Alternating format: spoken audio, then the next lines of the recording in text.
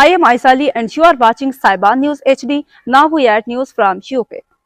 Now we add news from the United Kingdom. Raja Sikander Khan, chairman of the Pakistani Kashmiri International Outfit representing the diaspora and the think tank Global Pak Kashmir Supreme Council, congratulated the British members of Parliament Afzal Khan MP, Muhammad Yasin MP, Naz Shah MP and Yasmin Qureshi MP on their appointments as the British Prime Minister's trade envoys.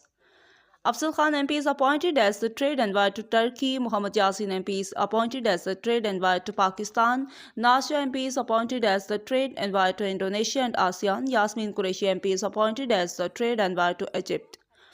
Raja Sikander Khan wished all the above newly appointed trade envoys with great success in strengthening trade relations and fostering opportunities between the UK and these regions, and Raja Sikander also stated that their roles are very vital in building bridges and driving mutual and economical growth.